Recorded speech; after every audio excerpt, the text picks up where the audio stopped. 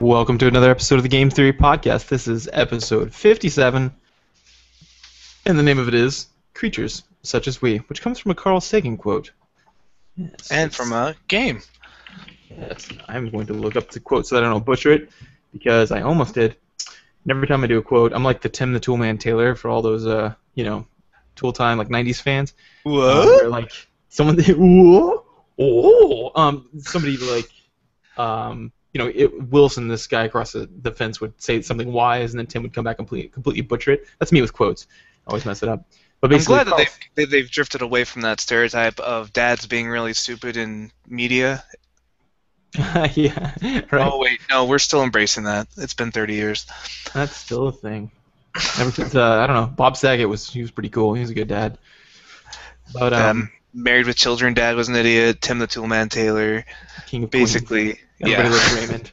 Yeah, Yeah. Unfortunately. But no, the quote is from Carl Sagan, who he said, "For small creatures such as we, the vastness is bearable only through love." So that guy had it figured out. He's talking. This is a science man talking mushy. But, Sense. yeah. Mushy. Yeah. So I just got back into town. We just evacuated our city because I don't know if you've heard of this thing called football. It's like a thing.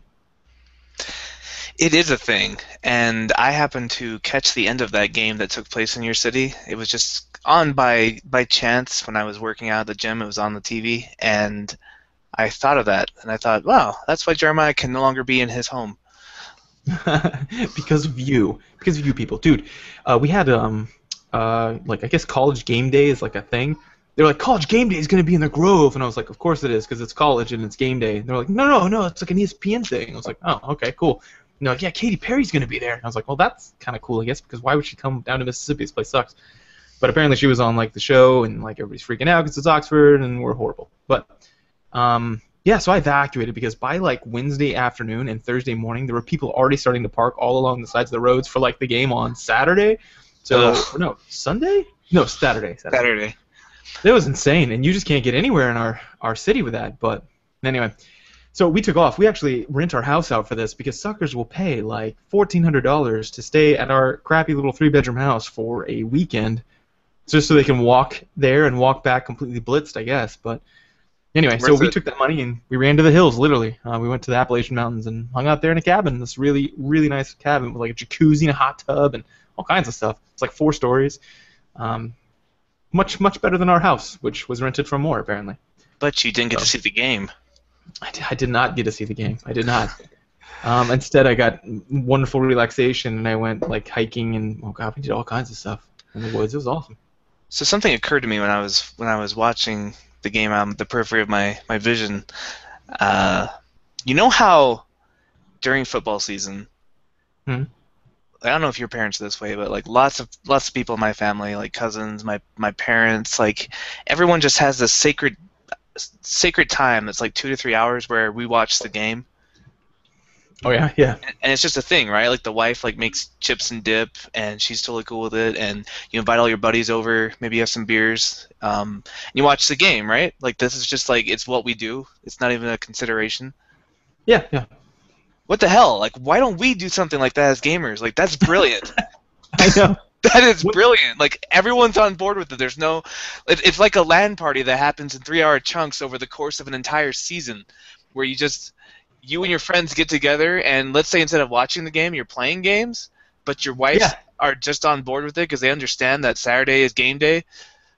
Yeah, what the heck? We definitely need this. Let's call it like That's brilliant, right? Like it's so like there's already the cultural buy-in. Like the football people, they have it figured out. What if we did this instead of watching the game? We could go down to the den and like wear football stuff, like cheese heads or whatever you wear, and go down there and then just shut the door and then just play games instead. Yeah, because that way you've got all the buy-in.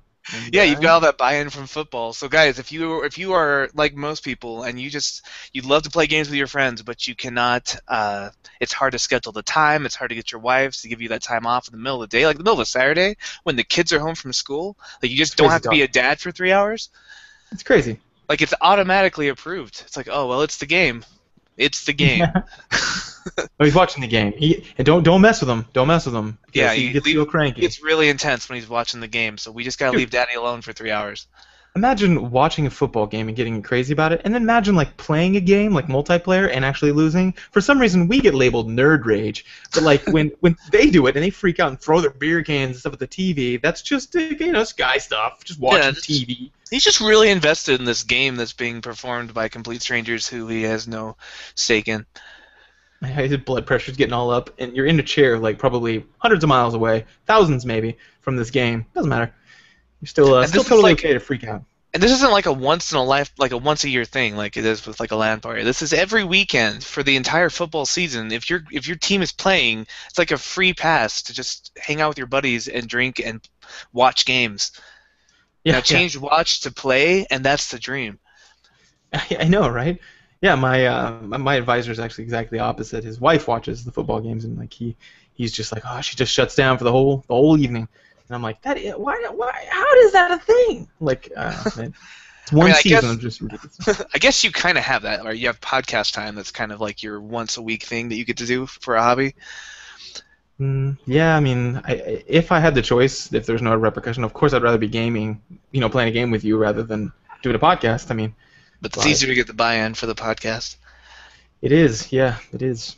But football, watching football games, that's the thing, and we got to get into this. We got to get on that train somehow. Needs to be a thing. Apparently, Katy Perry came down here and she went to like our bars and got crazy drunk, which sounds out of context, and people are getting flack about it. They're like, Katy Perry, how could you? How could you? And I'm like, well, first of all, she's an adult, so it doesn't really matter. But second of all, even if she did, these people, I want to fly each one of these down here and like have them go to the bars here. These people, I guess I talked about it last time, get so drunk. Like, I don't know why this is a thing. Liver disease has to be, like, the #1 killer here. Because these people don't get drunk. Like, frat boys get drunk. These people get, like, stop existing. Like, they don't even know what is what, much less where they are. They're just like, whoa, and they're shouting, they're falling over. It's the most absurd. I hate it. I hate going downtown during those times. But anyway, so she apparently followed suit and got drunk as well. Probably, in contrast, a lot less drunk than most of the other people she was standing around. And people gave her flack for it. So, I think that's stupid. Just wanted to point that out. That's probably our one big celebrity appearance ever. So, yeah, Katy Perry. It doesn't seem really out of character for Katy Perry to get drunk. Like, she doesn't really foster like the clean girl image, right? Like, it's not like some Disney pop princess. Right, exactly. I mean, her parents were pastors, I guess. They were in religious stuff. But yeah, but if I saw a headline that's like Katy Perry makes out with an old lady in the metro, I would not like bat an eye. Like she's just kind of like, oh, Katy. Yeah, it doesn't seem like she just does what she wants. So getting drunk seems pretty tame compared to what most celebrities get up to. Oh, she got on a psycho or a socially approved psychoactive. Oh my god. Oh my gosh, she's over 21. Yeah. Oh, it's still pretty crazy though, right? Oh man, that's horrible. But oh yeah, guys, and we said we were probably going to do the voice acting one this week. Didn't quite work out with our schedule because I had to flee the city. So instead, we're going to do that next week. We already got it lined up. We're going to be recording, I think, Wednesday or Thursday, and then we'll put it out to you guys on the regularly scheduled time of Sunday. So yeah, this time we're going to be talking about the Creatures Such As We, which is a game I got a chance to play. It's fun. It's a browser-based game, but we'll get into more of that a little bit later. Before we move on, Halloween's coming up. Are you going to do any costumes? I know you and Amy like to dress up for those parties. How do you know that? You watch. Yeah. Yeah, I don't know. I actually haven't put much thought into it. What about you? Do you do anything Halloween-ish over there? Yeah, well, I've got my eye on a couple costumes, and they're both too expensive to really like justify purchasing. But you know the jacket that Chris Pratt wears in Guardians of the Galaxy? Yes. I found a really good replica of that. Really? Yeah, it's like $150. But I was like, oh man, if I had that jacket, I could totally be Star-Lord. And I'd probably just wear that jacket all the time anyway, because I'd feel so awesome. Yeah, it's pretty cool. Man, yeah, that'd be awesome. Star-Lord would be a sweet one. Yeah. I could be that really buff guy, except, not buff at all, so that'd be awesome. The one who's really good at metaphors. Yeah. Well, that's fun. To dress up like Rocket Raccoon. Yep, that'd be perfect. That'd be perfect. Speaking of which, our friend Tim is incredibly talented at writing stories. We recently passed around this little fiction thing he did. And it was about this superhero journey. Oh man, it's crazy. It's kind of a deconstruction of superheroes. Yeah, it's pretty depressing. But we'll have to have him on sometime we can talk about it. Yeah, depressing storylines with Tim. He'd like that. Great. Well, is that about it for this Yeah. week? Okay. Let's go Then into that's our the introduction. Let's move into, yes, our recent news.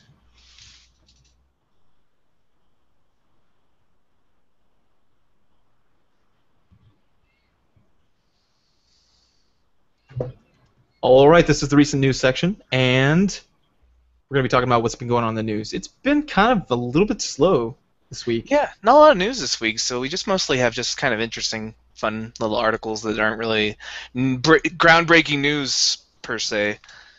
Now, here is kind of a groundbreaking news piece. I don't know if you know this, but Amazon kind of recently went public with the fact that they're buying Twitch. I don't think they've done the deal yet, but it's on the table, and I think it's pretty much done.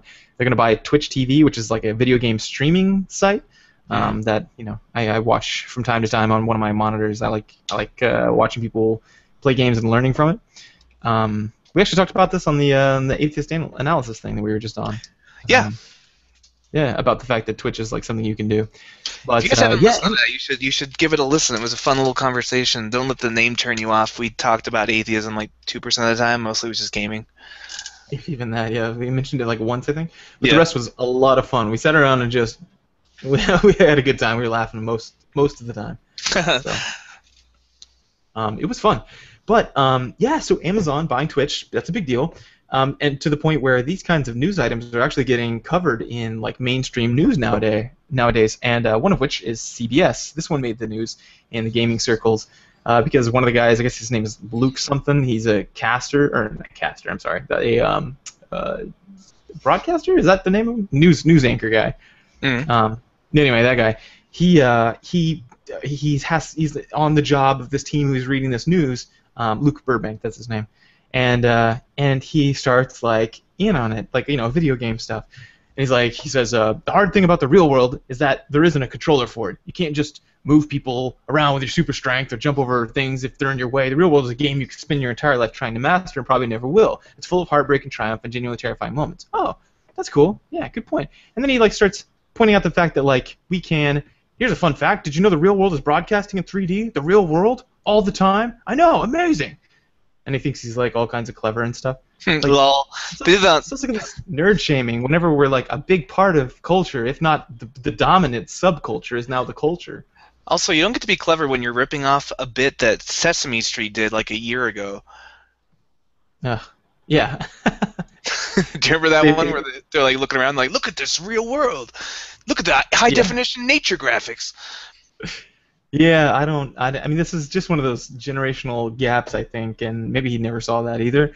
But this idea of like this, whenever you think of a gamer, you think of someone who's like a super nerd with these glasses, and I play video games, and they have no life, quote unquote. Or you think of the Simpsons comic book store guy, worst video game ever. Yeah, like you have nothing else to do, so you play video games, and that's just not the case anymore. And with all the big money budget being spent on these video games, Destiny, for example, $500 million purse strings, and exactly, they fail too. But I mean, like nowadays, it isn't like a substandard thing you do if you're bored and can't have a real life. This is something that everyone pretty much does. 98% of people under 40 something, I can't remember the cutoff, play video games or have at some point. So it's a thing people do.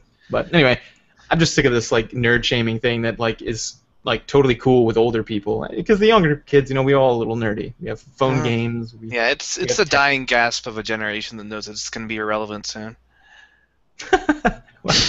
Somewhat aggressive, but true.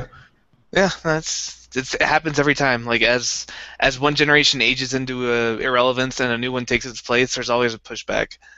The kids these days and their rock and rolls and their Woodstocks and their iPhones and their tight pants. Just whatever they're into at that moment is what's destroying society. It's been happening since the ancient Romans and even before that. Yeah, like Chris Ferguson, that researcher who does a lot of different things, but one of them is violent mass murder, suicide, violent video games, violent media, things like that. Yeah, he calls it juvenophobia, which is like this idea that like every generation seems to go through this period of time where they get really nervous about the young age and kind of start blaming them for a lot of the cultural quote unquote woes, saying that everything's going downhill when it's demonstrably and statistically not. Right, So and when it's you look interesting. at it, like most of the problems we have, we've inherited from the generation that's worried about video games, like in our society. Right, right, right. So, yeah, maybe you guys don't get to criticize decisions anymore because you've made a lot of poor ones yourselves. Maybe that's the thing. Awesome. Well, any other real news? Not necessarily. I mean, Alien, a new Alien game came out, and this one's only news because it completely sidetracked people or sideswiped people. Alien, Alien games. What's your take on those? They always seem to have a lot of potential and never quite hit it.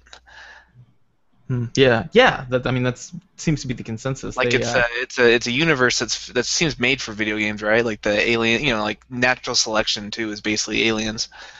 Yeah, exactly. You'd think. I mean, it was a successful franchise. You'd think it'd be pretty easy to do. You could play as an alien or as a human. How do you mess that up? But they just have. They haven't been good. But this one comes out, and everybody's expecting the same thing. They're like, don't pre-order it. So it's it doesn't do great in pre-orders, right? I mean, and then it comes out, and like all of a sudden it gets these amazing reviews. So I've been trying to catch a stream of it, and I haven't been able to do it because I was in the cabins, doing like real world stuff. I'm getting out in the real world, no controller. High definition graphics. Yeah, as it turns out, there's also gamers also do other things, but yeah, I want to see it because people keep commenting. All these gaming sites are like, dude, you've got to check out Alien Isolation. Go check it out. Just look at it. I don't know if that'd be good for you. That seems like a jumpy kind of scary game. It's supposed to be, yeah. I would do very poorly with it. But I want to see. That's why I want to see someone else play it. That way, it gives me one more level of detachment. So I don't have to wait. Well, I have some gaming news myself. Really? I would hope so. This is the gaming news section. Do you remember the Mortal Kombat movies from the 90s? Oh, yeah. Speaking of successes. The producer of those movies is talking about an upcoming film adaptation of another video game. Really? And Who's you'll funding never guess this? what it is. Is it Halo? No, that actually could be a good movie, a Halo movie. No, I'm talking about bum ba ba bum ba ba bum ba ba bum ba ba bum ba ba bum bum bum bum bum this summer bum ba bum ba ba bum bum bum prepare yourself ba bum ba ba bum bum bum bum bum for falling geometric shapes. I don't even. What? Tetris. Are you? I know. Are you kidding? How? Yeah.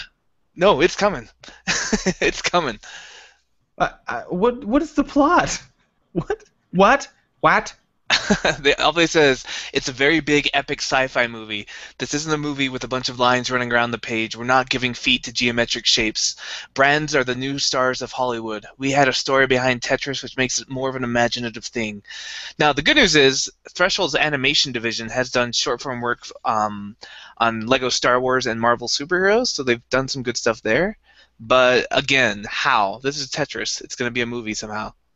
What? Did they see like the Lego success and thought, well, blocks, we can do blocks? Yeah, exactly.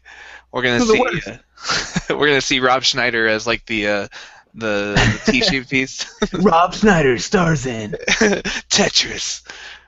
What is going on right now? It's like I don't know. I think it's like these old fat cats, like with money, are like, what do kids like video games? I remember Tetris. What franchise can we get for cheap? People like movies about video games. Anybody got the rights to that Tetris game? Well, that's not no, really... surprisingly, no one. It turns out nobody thought to do that. Let's do it. Oh my gosh, that's a horrible idea. But hey, maybe they'll prove me wrong. Who knows? This Alien thing I would have bet against as well, and it's doing really well. So I'd like to check it out. Yeah. Any other exciting news like that? Because that's gonna be a blockbuster. I didn't think a board game like Battleship would make a good movie, and I was right. So never mind. So. All right. Well, I did find an interesting article. This is not really newsworthy so much as it's from IO9, and it's talking about 10 geeky debates that were settled in federal court. What? So, okay. Number 1, according to Toy Biz Incorporated versus the United States and the U.S. Court of International Trade 2003, mutants are not legally human beings. What? How could this be? So here's the backstory. Toy Biz, which is a Marvel Enterprises subsidy, sued the U.S. Customs Service and urged the federal court to declare that its X-Men action figures imported from China were not human in order to avoid a higher tariff that China puts on human-like dolls. So they do, like, this is from the case. Um, Please note that standing as potent witnesses for their status as non-human creatures, our X-Men possess tentacles, claws, wings, or robotic limbs. Please note, Judge. Wolverine. Wow. Oh, and the federal legal team said, no, they just have distinctive individual personalities. Wolverine's a human. He's just a man with prosthetic hands. So we actually had this like court debate over whether or not Wolverine is a human. Oh my gosh. Yeah, but where am I from? Where I come from? That's like Wolverine's whole thing, right? Where do I come from, though? So that was the first case that I found pretty interesting. The second one, according to Singer versus Ramish in the U.S. Court of Appeal, 7th Circuit, 2010, Dungeons and Dragons is a security risk. What? Now, I remember when this story came out. Okay, so this happened in a prison, a correctional institution, and they received a letter from an inmate expressing concern that a small group of prisoners were forming a D&D gang and were trying to recruit others by passing around their D&D publications. So they were trying to play D&D in prisons, and the warden or whoever was in charge of the decision decided that it made a security risk, that they couldn't get together and play D&D, and so they actually ruled against it. I guess I could see that. You don't want people, I don't know, getting together for any reason. Yeah, but they have other hobbies they're allowed to do. Like they're allowed to play sports in the rec room, for instance. Oh yeah, that's weird. And I guarantee it's easier to kill somebody in a weight room than with a polyhedral dice. Have you ever tried? Not yet. Okay. But yeah, the opposition asked the question because they were talking about like if they're role playing, then it can compromise the inmate's rehabilitation and effects of positive programming, and also endanger the public and jeopardize the safety and security of the institution because they're playing a violent game. And then the prosecution had said, well, then should prisons ban the Count of Monte Cristo on the grounds that it might encourage escape attempts? And? What did they say? They ruled. Yeah, they ruled in favor of banning D&D. Although they said ideally you should really have more evidence that there is a genuine harm before you restrict something. So it's that one did not go in favor of the prisoners. They no longer get to roleplay. That's horrible. Yes. It's just a hobby like anything else. And then I can bet, and I'm not sure, but I would bet money on the fact that more fights are going to bust out over in the basketball yard than over like some pen and paper and dice. Right. Like the worst thing that happens in a D&D game is someone throws the dice across the room. What just happened? But like, it's not. This just smacks of that 1980s media scare, you know, about gaming and how it's like satanic and people get killed and sacrificed. So sad that happened in 2004. No, 2010. Wow. Is when they ruled against it. But the next one is a happier case. In Irwin versus Tennessee Valley Authority in the U.S. District Court in Tennessee, and this was 2013, they ruled that zombies are protected by the First Amendment. The First Amendment? You mean, what's the First Amendment? Guns? No, that's not the First Amendment. Anyway. Well, that's good. I'm glad. That's the freedom of speech. Oh. Okay, all right. Well, I'm glad this went to the courts. Asking the tough questions. That's what these people are doing. So basically, they were trying to protest someone was trying to revive construction of an uncompleted nuclear power plant, and the protesters dressed up as the undead, describing the power plant as a zombie reactor that had previously been killed and then resurrected. And basically, the court sided with the protesters, said they could do that. I should hope so. But this one's good. This is from the City of Mesquite versus Aladdin's Castle, Supreme Court of the United States, 1982. So this one's been on the books for a while, but did you know that you have a constitutional right to play video games without being accompanied by an adult? Really? People of any age or 18 and over? Or just anyone? Yeah, anyone. It's a right. So this happened in the early 1980s. There was that moral panic about video games and video arcades and all the immorality that takes place there. Mm-hmm. And so cities and towns began passing laws to protect America's youth from, video games. They were worried that they would become addicted to Pac-Man and Space Invaders, so a lot of people voted to ban video games and pinball machines. And like one of the witnesses was like, "I'm a former narcotics officer, and I've seen what these machines do to kids and the amount of money that's wasted on them." He was one of the authors of the anti-video game regulation. Wasted. So yeah, video game industry won that case and said that was an unconstitutional law, and the U.S. Supreme Court of Appeals said decision to bar all people under 17 years of age from all coin-operated amusement centers at all times is patently irrational. Such disapproval may justify private action such as the withholding of patronage, but mere disapproval is not enough constitutionally to justify bringing the full weight of the municipality's regulatory apparatus into play. Before coin-operated amusement centers existed, children found places and opportunities for truancy, and they would find places where such centers to become extinct. Singling out coin-operated amusement centers from all other establishments is an act of discrimination, not policy. Wow. Well, good. It seems kind of obvious, but okay, good. And now, and that's why there's so many arcades. They're still healthy and thriving to this day. Oh wait, no, they're gone. But they weren't gone. They were gone because of economics and not because of freaking busybody legislators. So if I'm a zombie, I have the right to go and play video games while saying whatever the hell I want to about them, right? That's where we're getting. Okay, so First Amendment, play video games without an adult. Got it. So I didn't know about this one. Kelly versus Electronic Arts, U.S. Court of Appeals, 9th District, 2013. You cannot realistically depict a celebrity in fiction. You cannot? You cannot.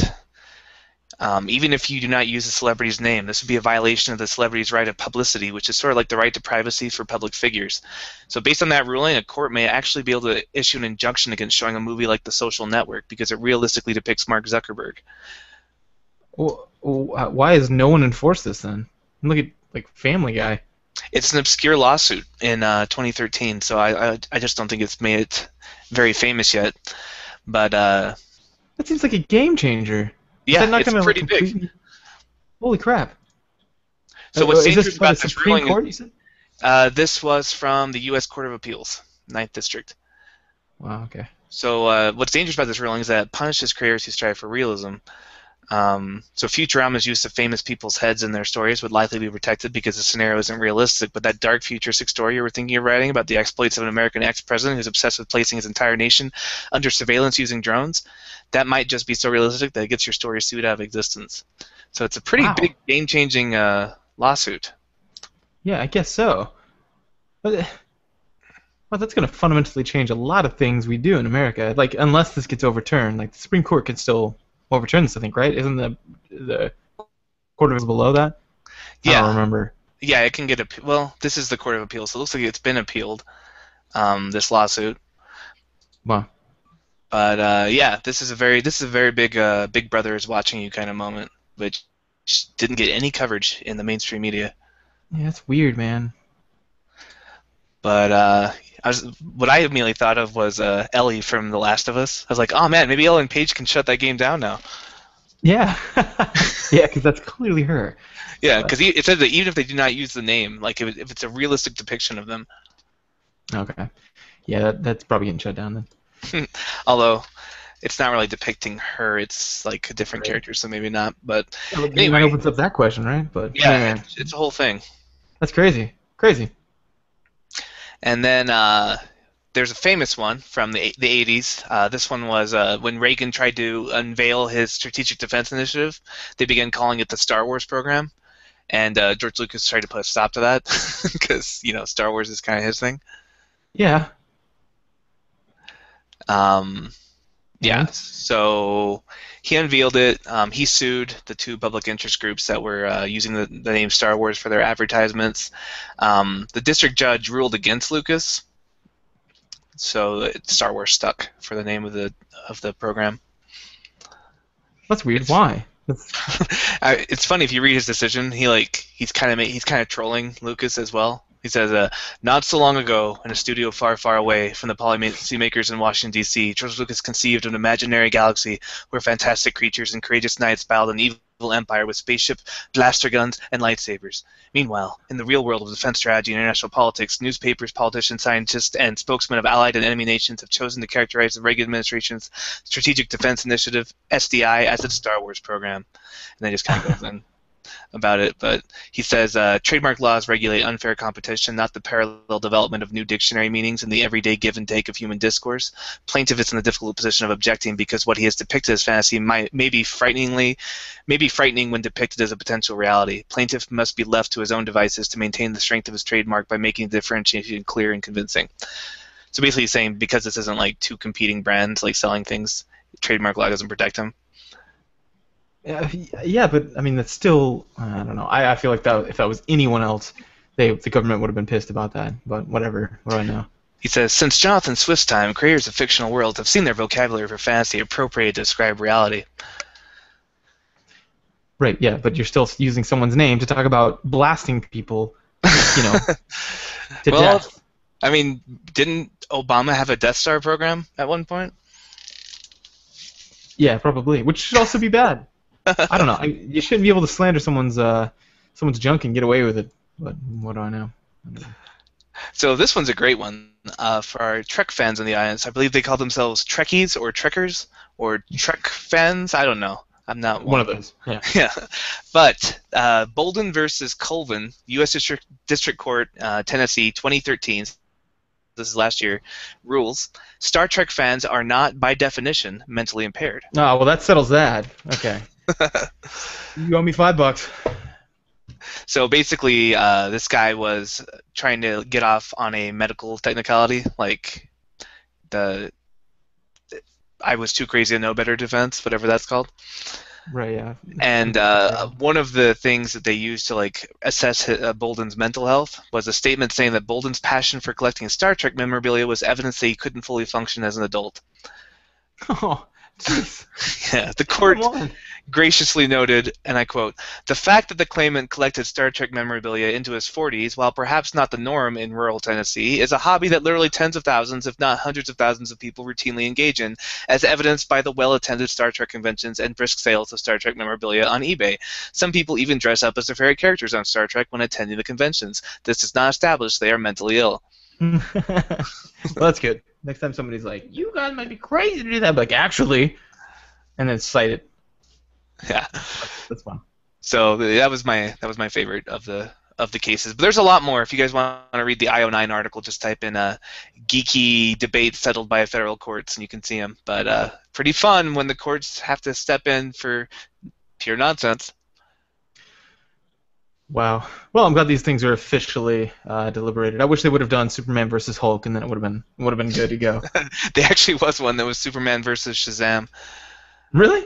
Yeah, it was a trademark thing, but basically Shazam is just Superman. Oh, it's true though. But a little boy.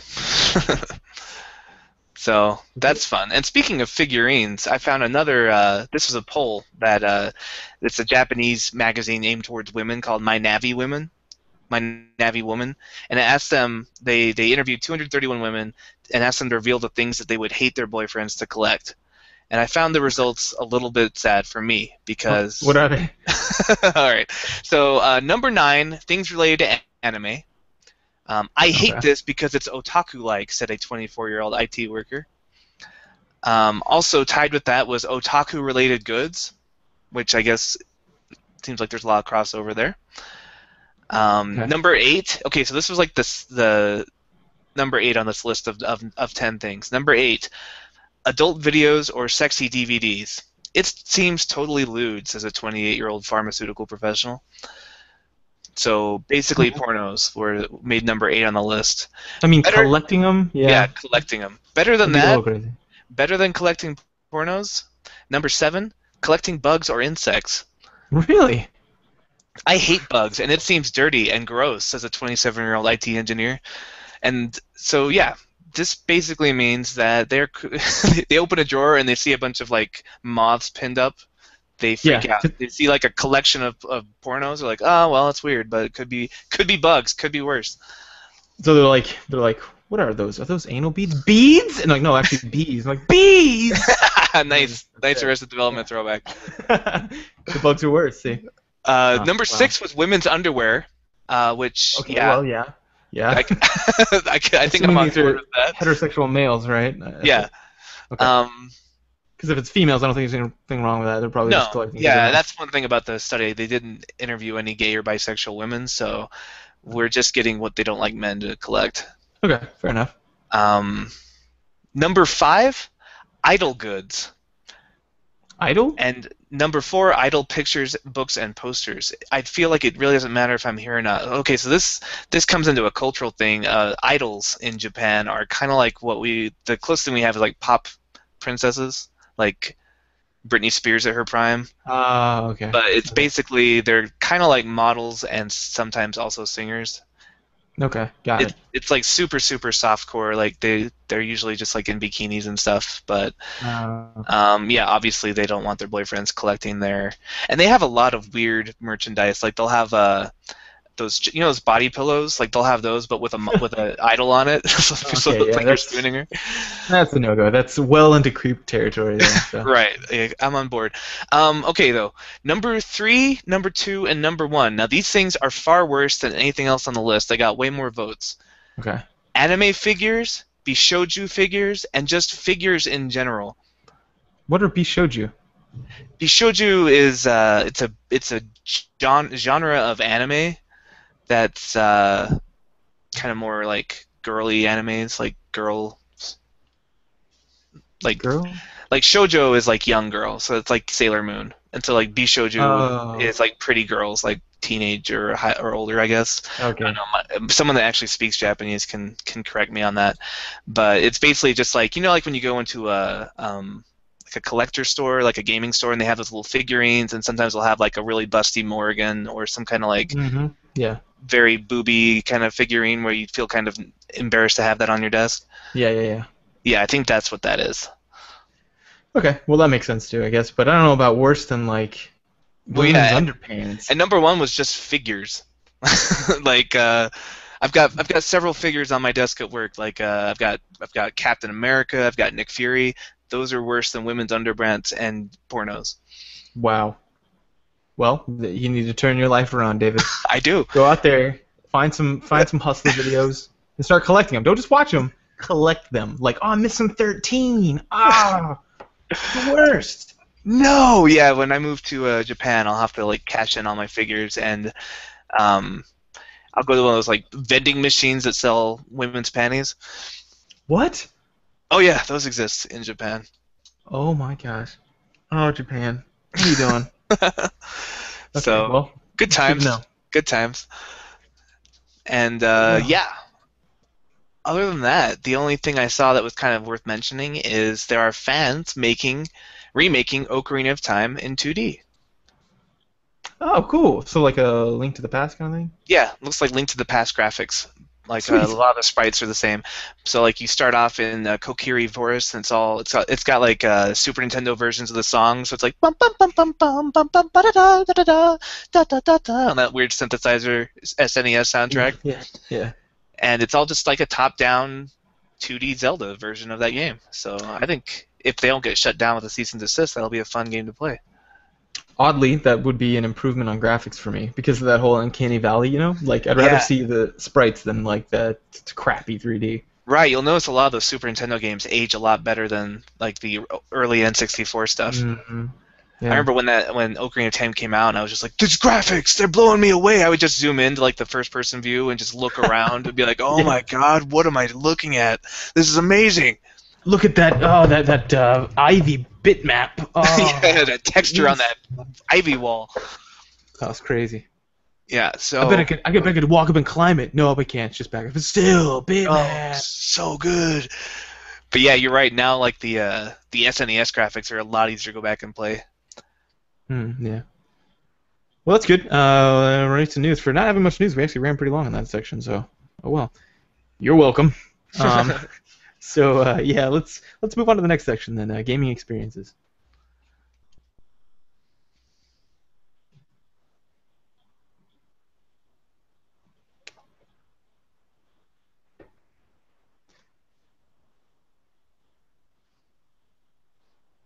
All right, this is the gaming experiences section where we talk about the games we played this week.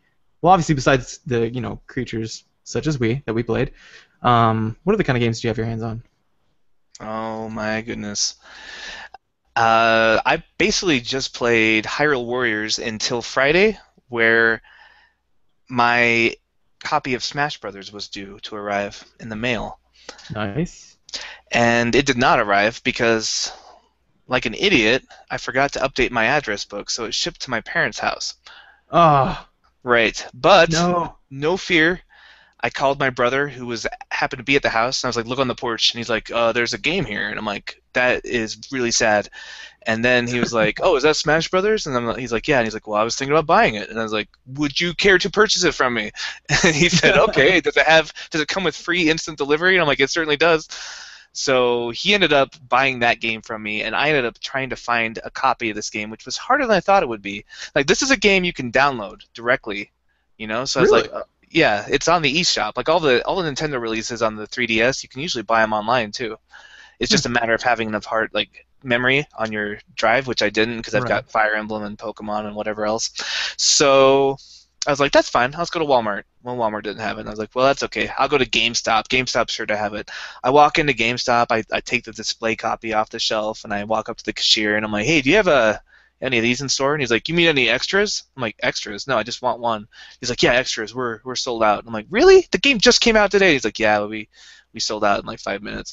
Wow. And I was like, oh, okay. So I went to another GameStop, same story. And I was starting to get desperate. I was like, maybe I won't get to play Smash Brothers this weekend, which is what I've been looking forward to all day at work for like the past 4 days. Like, oh man, Yeah, yeah. Friday I'm gonna come home and play some Smash Brothers. So I was getting pretty sad, but I just stopped in a Best Buy and they had a few copies, so I grabbed one. And as I checked it out, the woman at the register was like, "Wow, this is like the fourth one I've done in 10 minutes." And I was like, "Really?" And then the other guy was like, "Yeah, look over there." And he pointed like a shopping cart full of like plastic cases. He's like, "Those are all from Smash Brothers." And I was like, "Yeah, it's kind of selling fast." And they're like, "Yo, who knew?" So apparently, it's doing well in sales if this is typical of what other people experienced. Wow. That is crazy. I mean, well, I know it's a popular game, but I didn't expect it to be sold out like that. Yeah, I figured since you could just download it, like that, there'd be plenty of physical copies out there. Especially Yeah. since I rarely buy video games in person, like you order them, you pre-order them off Amazon or something. Right, right. So I just did not think there would be that much demand, but there was, and I managed to get one, and it is so much fun. I've already unlocked all 49 characters in the roster.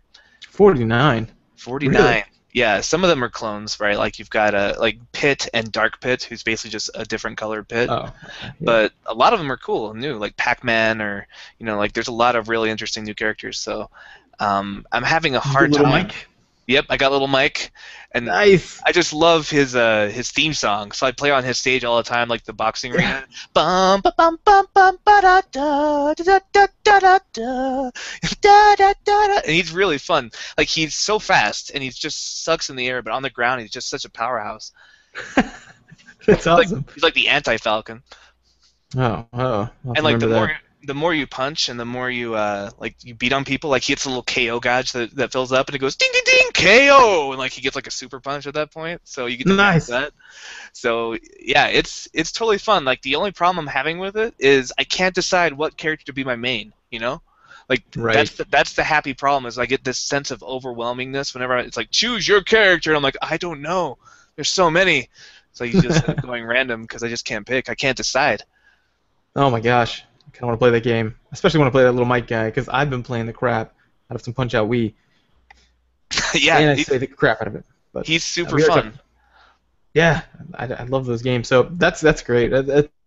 What's so brilliant about Smash Brothers is the spillover that they've got. I mean, everybody's kind of catching that up to that now with like Marvel, doing the Marvel universe, and then DC's doing the DC universe, and like video games in general trying to do that kind of thing. Yeah, Like crossovers.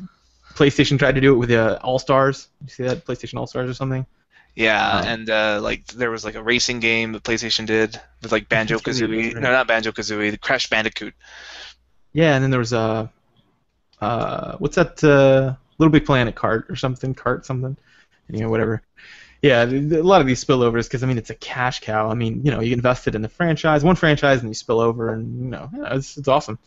Yeah, and But it's really fun to like see a character from one of your favorite games show up. Like this Fire Emblem game that I played on the Wii U or on the Game Boy 3DS. There's a lot of characters from that, like 2 or 3 characters from that. I'm like, yeah, I love these characters. Like you just feel so invested in every character you unlock.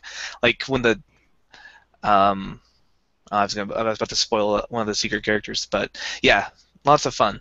And also cool is my brother had a copy, so he called me and we just played team battles together Huh. Team online. battles. What's that? Just like 2v2s, like him and I Oh versus yeah, yeah, yeah. computers. And he's Link. He loves Zelda, so he's Link. And I was just playing random, and we just played for like a few hours, and it felt like we were in the same room. Like there was no lag. We were just like on the phone together. So you Nice. definitely need to get that game so we can play online. Yeah, it sounds good. I'll do Another it. cool feature it has is a spectator mode where you can watch other people play, and you can place bets with like coins, like in-game currency coins, on who's Nice. gonna win, and they have odds like based on like how they've been performing in past matches and stuff. Yeah.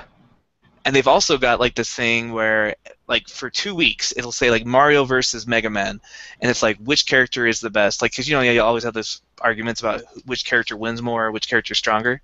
So they Yeah. have these things like right now it's Mario versus Mega Man, and every win you do online with Mario adds to his win total, and if you play Oh, Mega Man adds to his, and it keeps track of like with the win percentages for those characters. So right now Mario's winning.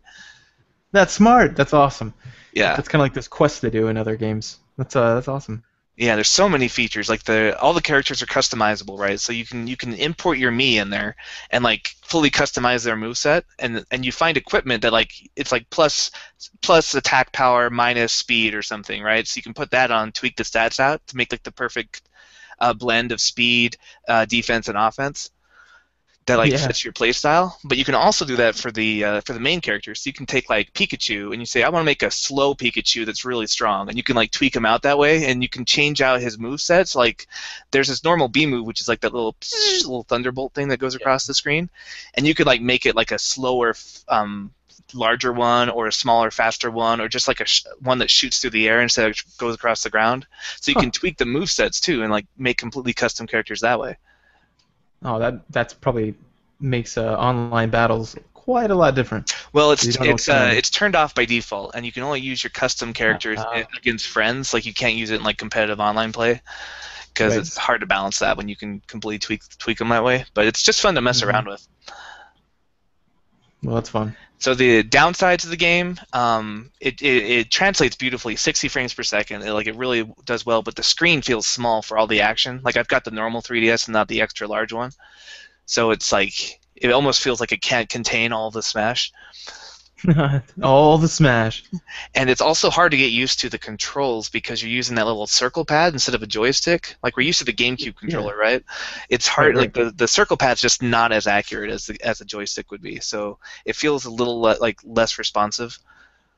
Hmm. So that would be the downside. Like the upsides, like it's just a great game. It's a great Smash Brothers game, and it's portable, so you can play it, on your lunch breaks or whatever.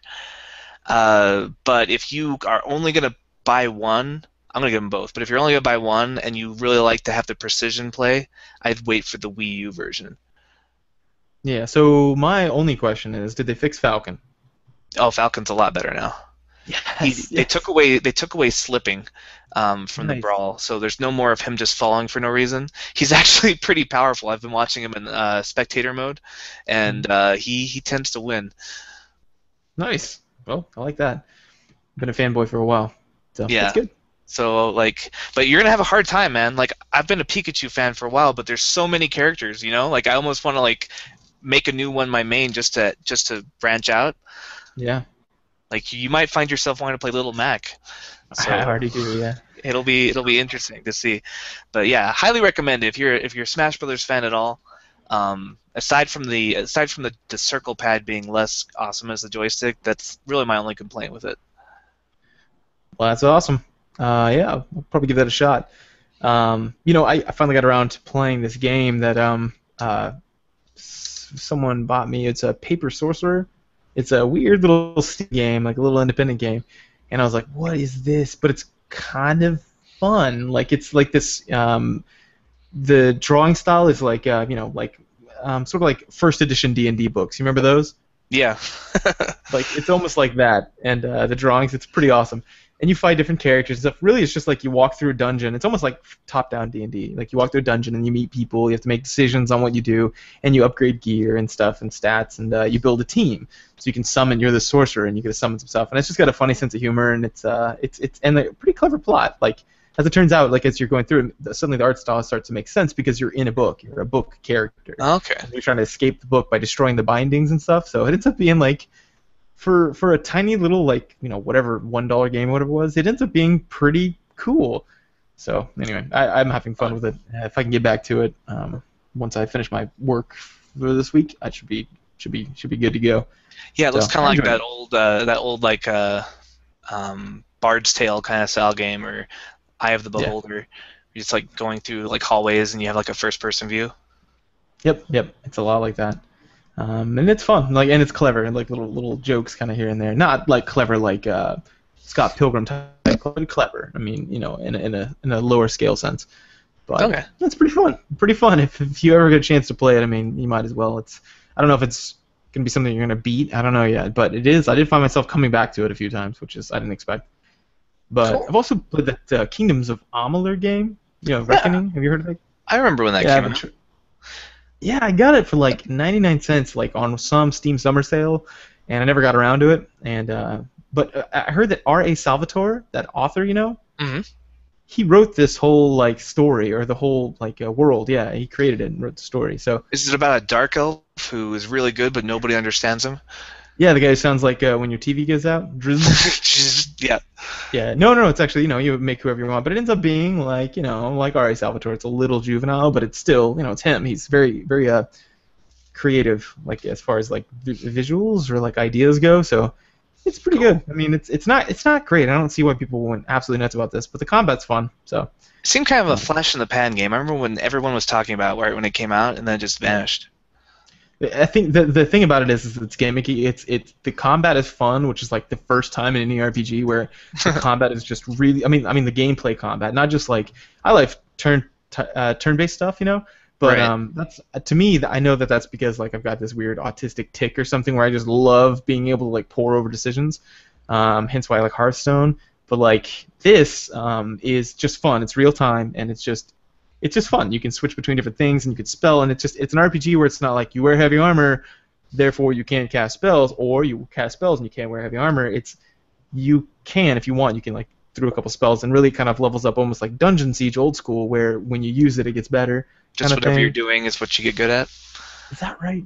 I can't remember if that's exactly right. That may be a little wrong, but you can customize however you want, which is awesome. So you end up getting these people who are like, oh yeah, and you necessarily have to have like kind of two classes. So you've got your primary weapon, you've got a secondary weapon that does something a little different. So Okay. yeah, so you get a lot of like thief rogues or not thief rogues. Yeah, they're so different. Mage wizards, I'm crazy. part thief, I'm part rogue. Warrior fighter. Cleric priest. Yeah. Yeah. So you can be, there's a lot of like rogue warriors or like wizard knights and stuff like that. It's a weird. There's less limitation, but that's about it. I mean the plot's kind of The main plot's fun, but there's a lot of little crap side plots that very MMO-ish where I'm like I don't care, but the main plots have a lot more like oomph to them, so that's nice. Cool. Yeah, not bad. So, playing anything else this week? Because for me, it's just been Smash Brothers. That's pretty much it. I tried to get back into Civilization 5, and I just don't get it.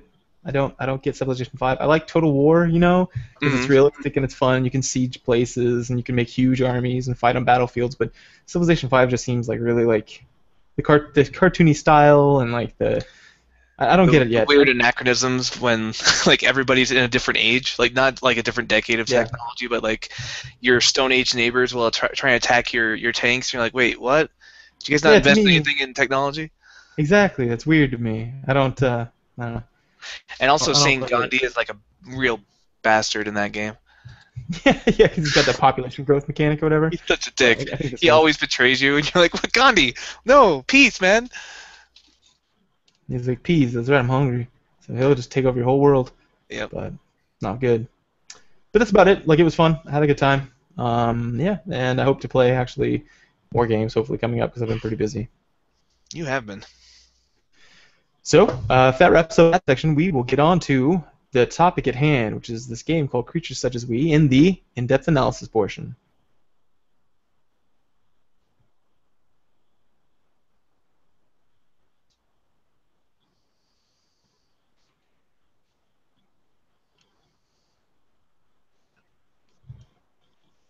All right, this is the in-depth analysis portion. This is where we're going to be talking about the main topic, which is kind of this little game that we played.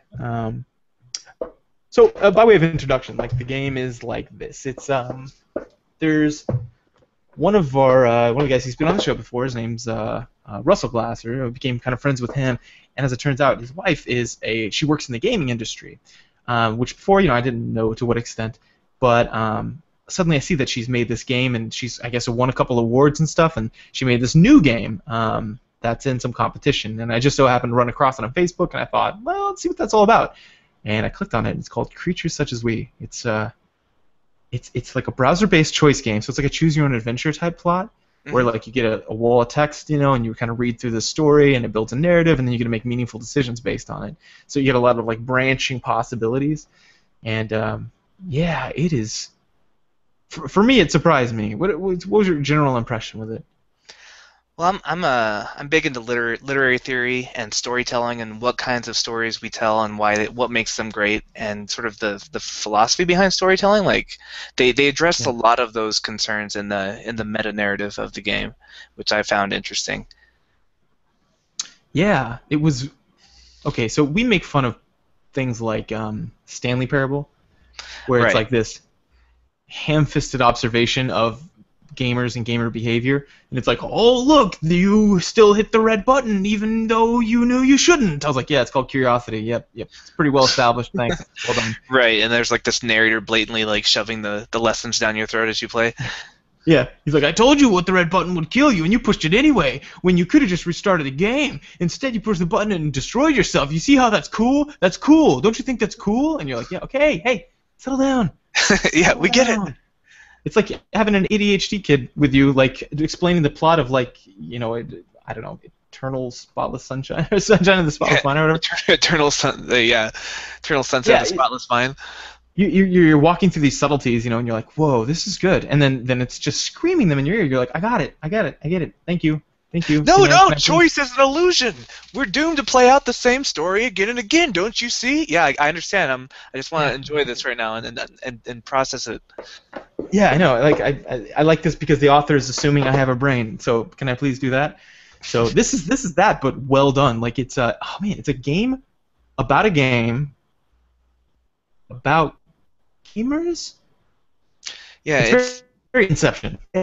Yeah, there's like a story. Okay. There's almost an autobiographical like level to it, right? Because we're reading something written by someone in the gaming industry who's writing a game about the process of writing a game, with like also through the point of view of somebody playing the game, which is you. And with the entire thing is paralleled with your decisions in real life. So it's really awesome that way. I love things that assume you're intelligent. I love that assume you're intelligent. I hate games that assume you're not intelligent. So, I pick on Call of Duty a lot because it's like, hey, what's up? And you're like, wow, you literally just said that to me. Like, you're a character in the game, you just told that. Just show, don't tell. And like in this game, it never directly says like, hey, you see how what you're doing in the game is exactly like what you're doing in real life, and or it doesn't parallel it. So like you make a decision in the game, so okay. First I'll say the plot because I'm getting a little too excited right now. So essentially, I won't give any spoilers, but what it is you're a person and you get a kind of little character customization, but you're a person who is playing this game, right? And this game is by this development company that you're a fan of, and you're playing this game, and it's like it's a shooter, but it's got a little more to it, and then you get to this ending. And you're like, that ending was. It kind of feels weird. like Dishonored. Yeah. Where you have like Deus Ex. Yeah, something like that, where you can play it through multiple different ways, but it's kind of a first-person game. Yeah. Yeah, it's cool, and so you're reading the story about you playing a game, so it'll be like you see the HUD. Flashes blue as you gain this power, and you're like, what? Yeah. Oh, I'm seeing it through my eyes as not just the narrative. And then it'll say things like it's like tongue in cheek, because it'll say like, oh, I guess this is the part where the evil person's about to give the big speech. Nice, right. And it's the things us as gamers really. And they'll ask you like, what kind of gameplay style you prefer? Like, are you a stealth gamer? Do you like to run and gun? Right. Yeah, and so you're playing this game, and you get to this ending that you find, disappointing. You're like, "What? Oh man, I was this whole time I thought I was gonna get this happy ending, and what is this? It's a weird ending." So you kind of have to figure it out. You're like, "Is this a multiple ending thing where I need to play it again, or is that the ending they're supposed to make?" You're trying to make sense of it. So you go in the shower and you're getting ready for the day, and you're scrubbing your head, and you're still trying to figure it out. You're like, "What is going on?" It's like that subreddit called Shower Thoughts, reddit.com/r/shower thoughts, and it's just All people. the best thoughts happen in the shower. Yeah, like one was like, I just realized that every paint, or it said shower thought, and it said, just realized that every painting of every religious painting is really just fan art, like things like that, like these ideas that you're like, whoa, the Bill and Ted Excellent Adventure ideas that you get in the shower. Anyway, so yeah, so it bugs you and bugs you, and you're like whatever. But here's the twist, not a twist. Here's a strange situational variable: is that you're on the moon. And you're on the moon, and you're part of this company that gives like moon tours, right? Because by this time, yeah, you're a this tour takes guide. place in the not too distant future. Right, right. And so you're showing these like a bunch of like kind of fat cat people who come up and can afford these things, and you're like, okay, yeah, you're not real happy with your life. But then, lo and behold, right as soon as you finish this game, the people who come are the game developers that made the game. And then you're like, oh crap, I want to ask them, but I have to be super professional because you're in that business, the tour guide business. So you can't just be like, dude, you guys, tell me about that ending. So anyway, there's like a few plots in the game. One, you're trying to figure out the ending. Two, you're trying to keep your job. Three, you're trying to It's kind of a dating there's sim. a lot of things that come up. Yeah, there's a dating sim. There's also things that come up where you have to make big decisions. Things happen on in the world that are very important, and I won't say them because it's spoiler. But And there's some plot threads that kind of like never get resolved or dealt with again. Like at least in my playthrough. Right. Like I thought this was gonna become like a zombie apocalypse kind of story. So I was like super paranoid. I was like, what? No, quarantine. But like, yeah, that never gets resolved. So there's a lot of things like it's a game that feels like it could go a lot of different directions. But that's what's beautiful. That's what I love. Like so many people, if this went through like a big gaming company, I'm afraid the author Lynnea Glasser, I'm afraid she would have had to have quote unquote resolved those because they would have been like, oh, people are gonna be curious, and then it's like, Right. yes, but so what? But that's what red real life herrings. is. Like real life is a series of unresolved plots. Yeah. Oh man, I actually love that. I love that. When I got to the end, I was like, well, what about? Oh my God! Just like in real life, that's what would happen. You'd have to make these big decisions, and you'd be like, "What is this supposed to mean?" So I liked it. And then And she parallels that too because one of the subplots is this indie developing company is getting bought out by like a big studio, and like they talk about the pros and cons of that. Like from an artistic point of view, like you get more resources, but you also might lose the integrity of your message. So there's a lot of like kind of meta discussions about game development in there.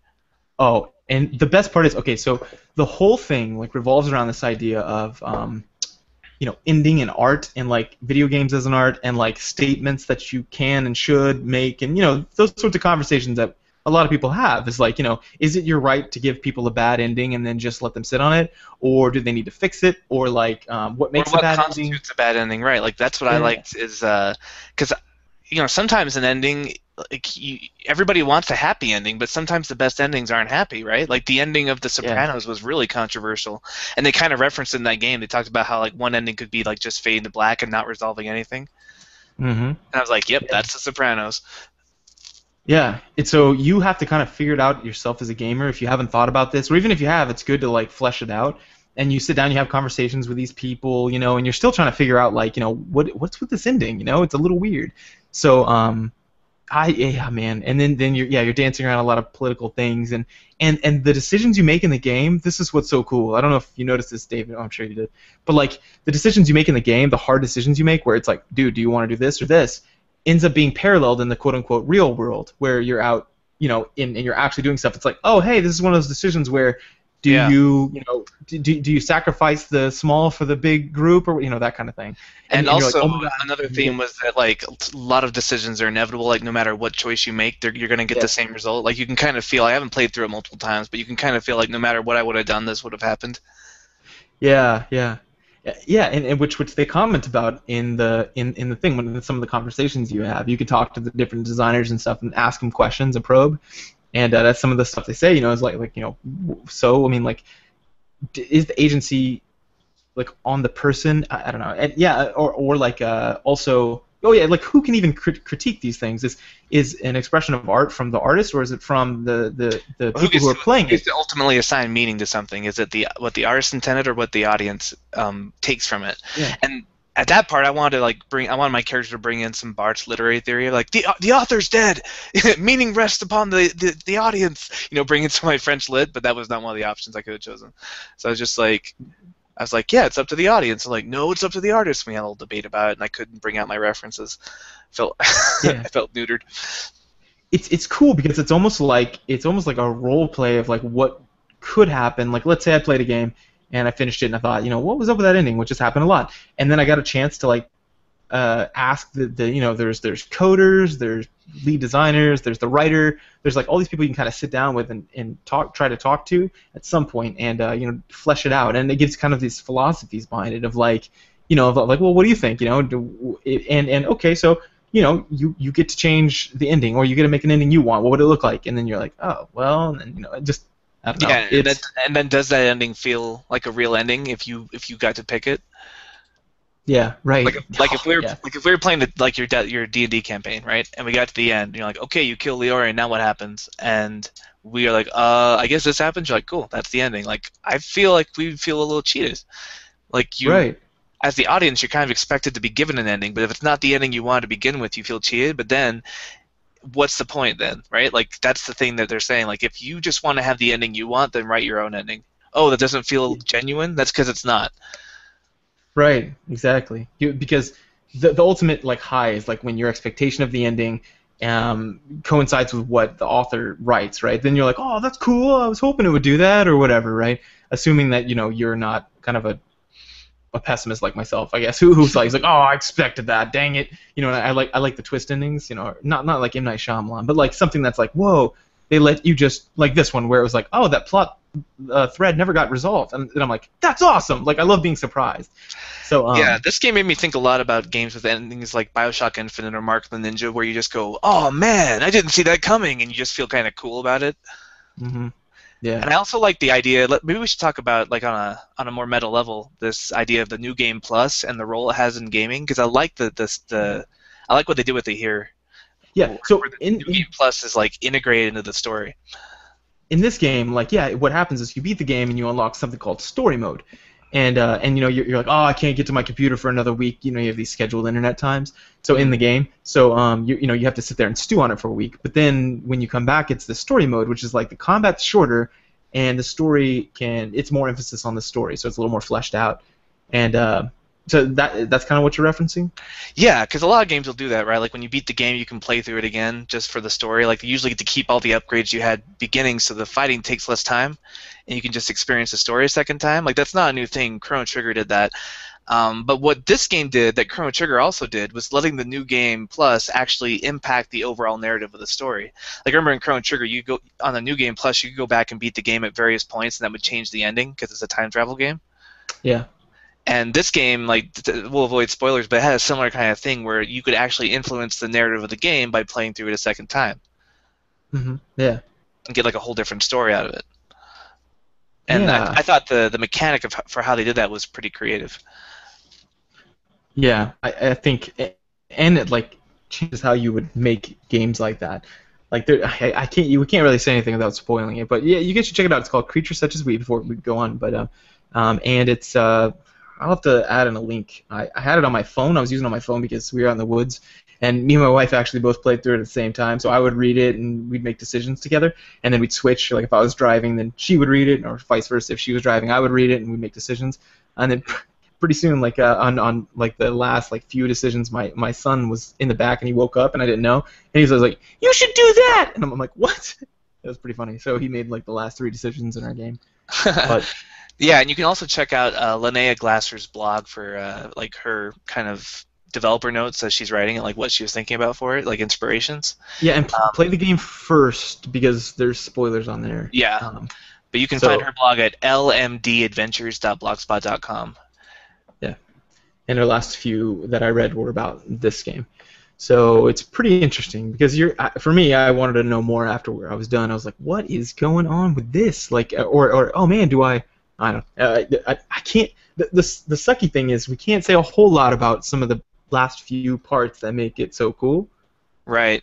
I Maybe don't we know. should do like an interview later with Linnea if she's interested in walking us through the story, and then get like put a massive spoilers warning on that one, give people time to play it, and then we can go more in depth into what we thought was interesting. That would be cool. Like give people like 3 weeks or something to play this game. It only takes like 2 hours to play because Yeah, it's I I think it played was it in an afternoon. It's not long, but it's definitely nah. worth going through. Yeah, and if not, even if like you don't care for the plot, what I did, I thought it was cool. But let's say you don't. Let's say you're like, whatever. It's a cool experience because of it's like a meta, like it's an Inception type deal where you're like, what, and just give it a shot. I don't want to like overtalk it, but it's a cool experience. I did not expect that. I didn't even know what to expect, to be honest. I was like, oh, what's this? Oh, hey, I kind of know this lady. And she made a game. So I was like, well, I'm all about that. Click. The next thing I know, man, I couldn't tear myself away. We had to leave, and I couldn't. There's that part of you. There's this part that I love that happens in games and movies. This part of you that clicks off as soon as a mystery happens. It's that puzzle part of your brain. And if you're Hmm. one of those people who can't let a mystery sit, like something happens and you're like, whoa, and you're super curious like that. This is perfect for that because there's a lot of these like little hints throughout it where it's like it says like well no, it kind of alludes to something that might be happening and you're like and you start trying to suddenly you take all the clues you already have or all the information you have and you start trying to like frame it into that reference and or yeah, use that reference for frame and you're like and you sort everything and you're like, maybe this is a zombie game or whatever, like that one part. And then Yeah. later you're like, oh no, this is a dating type sim. Anyway, what? It's It's crazy. You can never quite figure out where it's going, and that rarely happens to me. What I like too is that it kind of forced you to role play. It would Some of the questions, they wouldn't be about actions; they'd be about how your character interprets what's happening, and then that would influence the narrative, right? Because we all have our subjective lens about how we see what's happening. So if you're playing kind of a cynical person, like that would kind of affect how the game fed back to you. You'd see it through that cynical lens. So like Hmm. more than once, they'll be like, "Oh, this decision's happening. How do you feel?" Like, "I feel confident. I feel scared." Things like that, where you're really kind of examining your own motives. And I don't know, did you play as yourself the first time through it? Yeah, and since Amy and I switched off, like first I did it, and then apparently if you come back to it, I thought it might save my plays, and it doesn't. So we had to like go and try to make the same decisions again. So I really played it as three different people. First, myself, and then we played as Amy, like as as we went back through and we started going, and then I was driving last or whatever on the way home. We finally finished it, and so it was kind of me again, but we just made some generic male, but. Yeah, we just because she and I made different choices, so we didn't know how to resolve that. So we Mm. just kind of said, well, what can we agree on in the middle? So Just sort of a it was good. conglomerate of the two of you. Yeah. This aggregation of us of our decisions, We but are Jeremiah. we are Jeremiah. But yeah, it was. There's some big questions I want to ask you. But okay, being someone who looks at like one of the things that my thesis is doing is looking at people's answers of their self-reflection and their actual behaviors. So, for example, I have a measure that says like prosociality, right? And it's a reliable and valid measure of someone's prosociality, right? Like it's pretty good at predicting that kind of thing. And I say pretty good because one of the things there's a few different ways to measure reliability. One of which is inter-rater reliability. So like let's say you ask someone a bunch of questions on a questionnaire, and then someone else asks, are those do those jive? And that's Right. inter-rater reliability. So that's important, but there's also like, internal consistency. So like, let's say you up here at the very beginning, you say like, yeah, I feel pretty pro-social, but then you answer some other questions, and suddenly at the end you're like, not so much, and you're answering questions totally differently. That's Mhm. important to know. We're like, oh, okay, so as it turns out, people answer this question in particular different when it's at the beginning or the end, or in what order it is, and that kind of thing. Right. But Or there's one of another the rating most where it's like if they're the same, if the answers are consistent over time. Like that's one of the big yeah, test retest. yeah, that's one of the big Yeah. criticisms of the Myers-Briggs personality test is I think like 68% of the like after 6 weeks, like I think it was like 68% of the answers were different. Like they get different results completely. Yeah, even within the same day, they would do it before lunch, or sorry, at breakfast, and they would test them again after lunch, and totally different like profiles. Sometimes entirely different. Usually like a letter or two, But I'll have to pull test. Well, there's tons of them. Just look up reliability Myers-Briggs and then look up Google Scholar. Not just internet. I don't know what the internet has to say, but yeah, it's a joke. But the most important, arguably, right, in our science of psychology is, does that predict real-world behavior? That's called external validity, right? So I take it, it's internally valid, it all looks great, but do I actually do those things later? And that's one of the big questions. So like one of my measures is I ask people these prosocial things, which is a really good measure of prosociality for all those, statistically. And it has some studies that say, yeah, it's probably externally valid, but they were like approximations. So like for a violent approximation, you might have someone punch a Bobo doll, for example. You've heard of that study, right? Yeah, that's not a great approximation. Because I would punch the crap out of one of those things at a fair, and I will not strike someone first in any time in real life. So like that doesn't make sense. But I will aggress on those dolls. I love that stuff. It's fun. Yeah, plus they're scary clowns. Of course you're gonna punch them. Of course you're going to punch those clowns in the face. But anyway, yeah, so one of mine is looking at the external validity. So how does that apply to this game? Well, in the game, it asks you, as you're playing the game, it's like your avatar comes against this. And so it's this level of separation. And then it says like, oh, you have a chance to be whatever, right, to do this decision. And since it's a game, it's almost like watching a zombie film, You're like, of course I know the right answer. And so you make the right answer because you've got a level of separation. And in this game, you're actually got two levels of separation. You're playing a character who's playing a character who's playing a character? Yeah, who's in a situation. So you're in a situation, talking about how you'd act in a situation of a situation. Or what you know what I mean, like Inception. Right. And so when you take one step back and you say, no, this is actually, your character for reals. It's not your avatar. Of course, in the game it really is obviously an avatar because it's a game, but it's saying for you for real, what will you do? And you're given the context of like, here's these decisions. And I found myself making different decisions. So I was like, gosh, it's so fascinating how people assume we know how we'll act in certain situations and we just don't. It's crazy. So cool.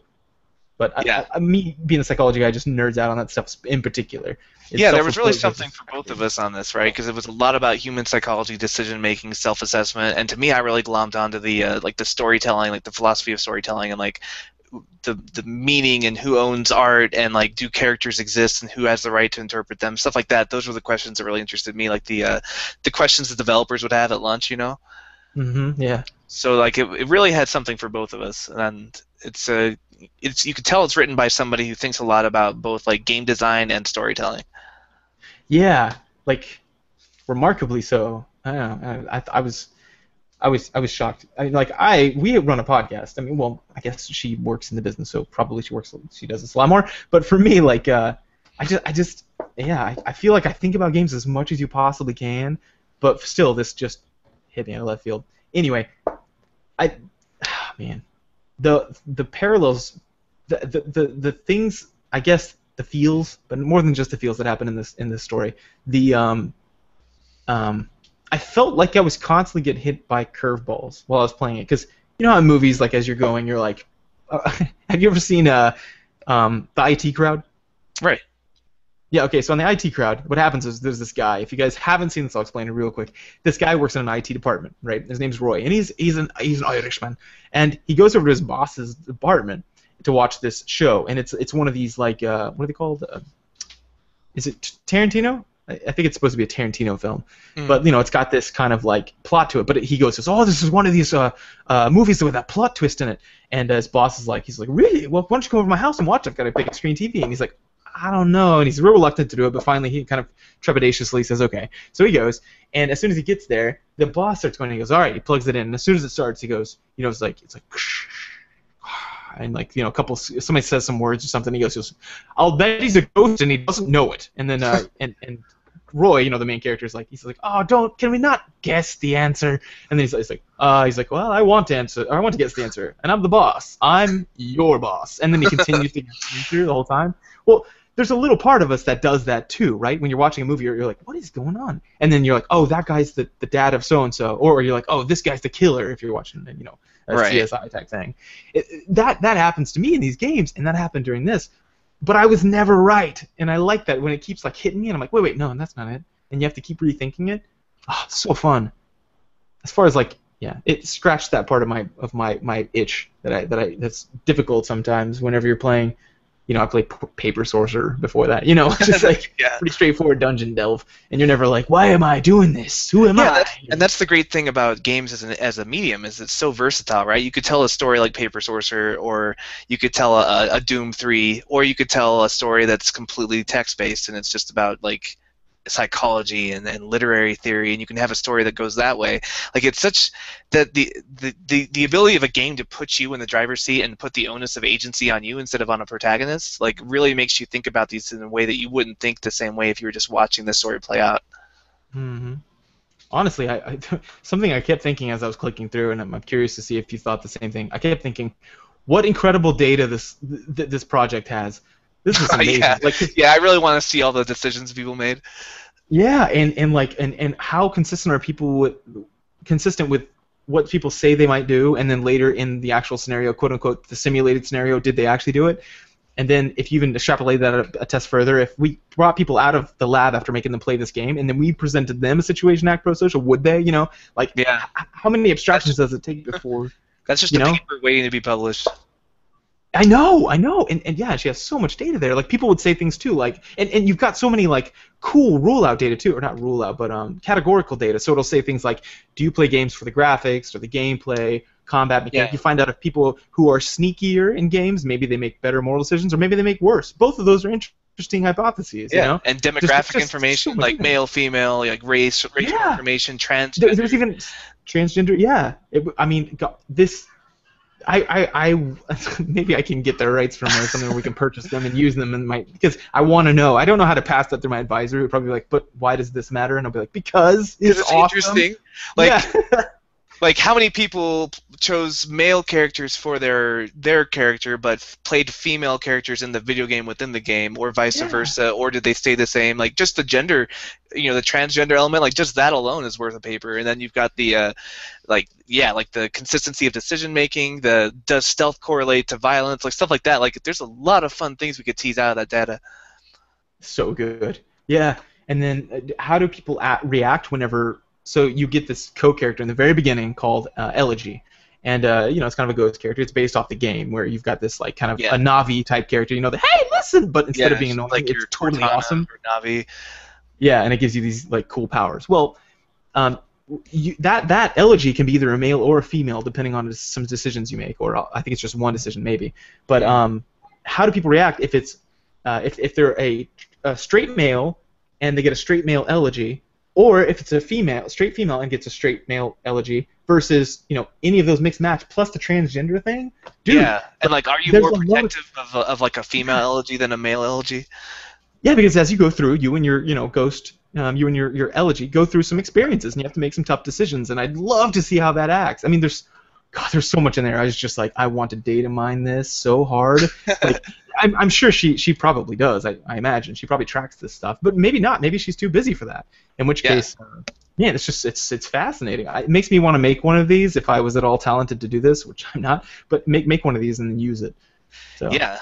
Like how many people paralleled like the Elegy with like the real world stuff going on? And, yeah, it's tons of interesting. Like I wish she had like a Telltale Games kind of like at the end. 60% of people did this, 40% did that.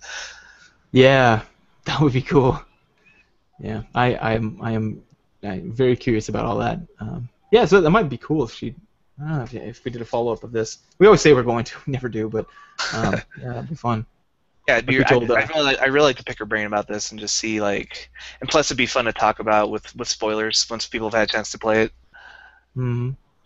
And she's made other games. I'm probably gonna go check those out now because I don't know if this is I'm curious as to is this like a was this a magnus opus? Did she spend a lot of time thinking about this, or is this kind of yeah, thinking about these things here and there? Because I think this would make a good real game, not that it's not a real game, but I mean if she got funding and got her own studio, I wonder if she'd make a graphical based version of this, Right. I don't know. So for our listeners, if you want to play this game, you can go to www.ifcomp.org, and you can download all of the games that are. It's part of a contest, like an interactive storytelling contest, and you can download Creatures Such as We and other such games at that webpage.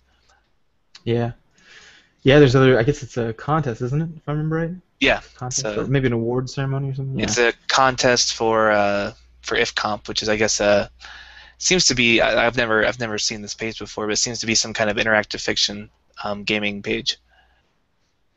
Yeah, with some parameters or something, you have to make submissions. But anyway, yeah, I haven't played any of the other games yet, so I don't know what like the league, the caliber of like the competition is. But I think this one might have a good shot at it, at winning it, possibly. I mean, again, I don't know. It's just conjecture, but interesting questions posed, that's for sure. And if that's the kind of thing they're looking for, then that's cool. Anyway, yeah. Interesting experience. I haven't had an experience like that in a long time playing a game. It's fun. It's fun when you can be surprised by video games.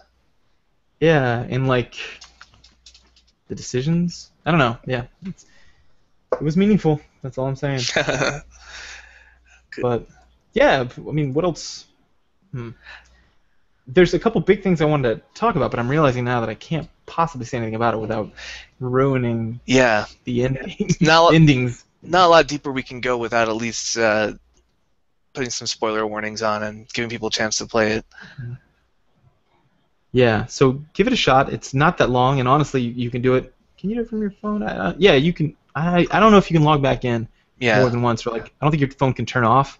There's like some kind of stipulations, because one time I came back on my phone and I was like, no, and it erased everything. And then same thing happened to Amy, my wife. So.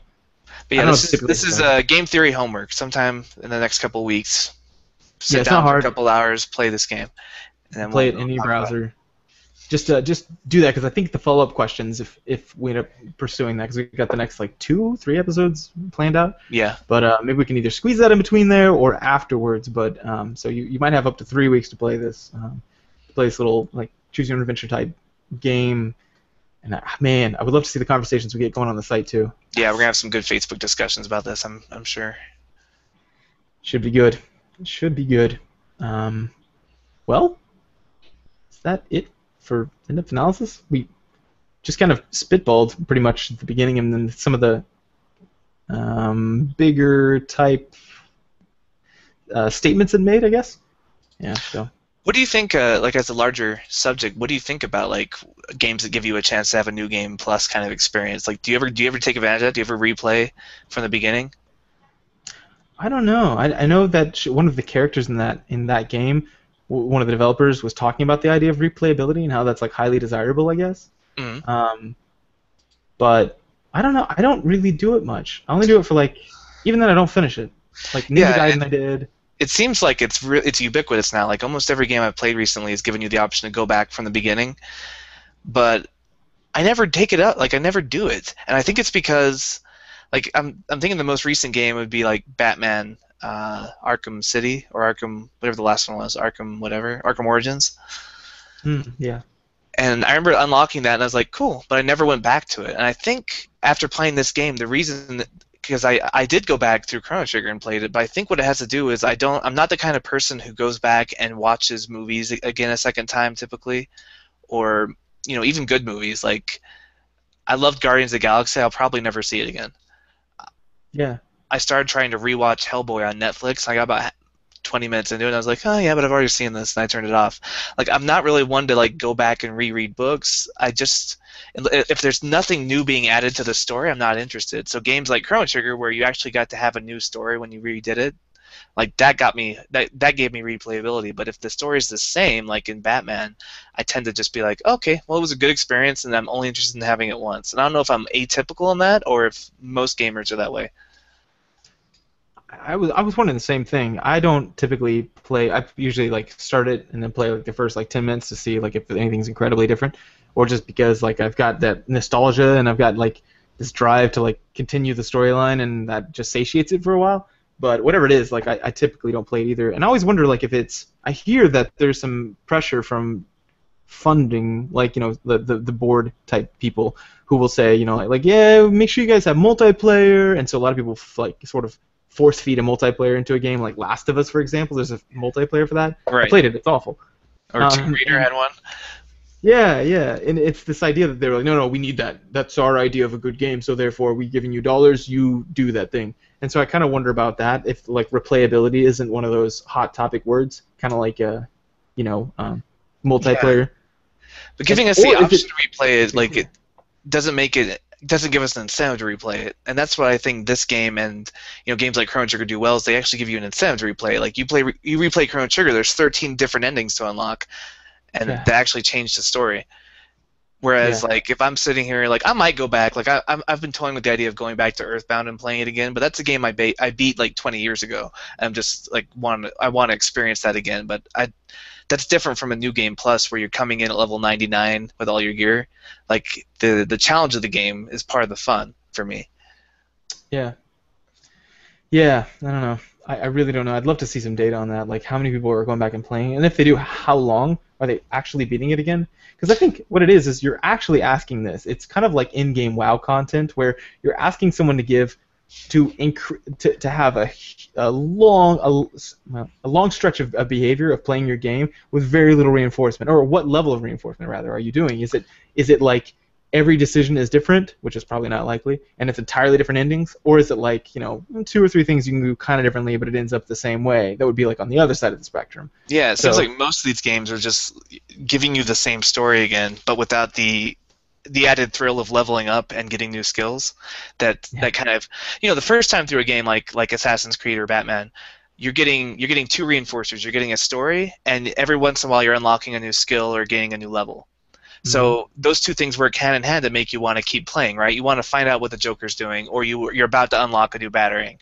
But hmm you take away one of those, and now you just have the story because you've already unlocked everything. It's a new game plus, and then it's not even a new story. You know what the Joker's doing. You just it's like rewatching a movie of Batman more than playing a game, and that's where it loses me. yeah, and there's a certain like anything novel as well tends to draw our attention, right? It doesn't Mm. necessarily keep it, but it draws our attention. It's like, oh, that's new, that's a new thing, and it loses that as well. Like, cause I'm like, oh, here comes the like when I played Ninja Gaiden, Plus or whatever. I was like, here comes the courtyard battle. This one's tough, and then Plus, version it's gonna be really hard. Like, the higher difficulty level is another one they try to entice you with, and Mm. I don't quite. It doesn't bait me. I'd be curious to know if people do, if it does bait them, because I do play my favorite games. Sometimes I end up playing a little bit through. Even then, I don't think I beat him a second time. I just play him longer.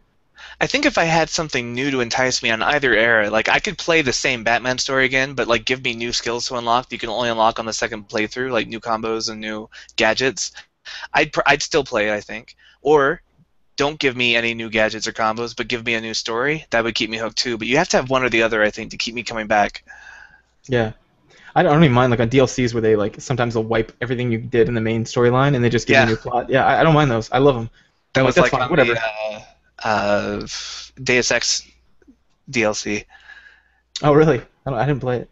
Yeah, you just wake up and you're like amnesic or whatever. You've lost all your gear and you have to like start over from scratch. And we're pretty as gamers for the most part. We're pretty forgiving of that because we're like whatever. I don't care. Like in Metroid, every single game you lose everything and get everything back. I think, yeah, I think all of them do that to a T. And it's always funny because you start with all the gear and then And you're you're just gonna like, lose how it. am I gonna lose it?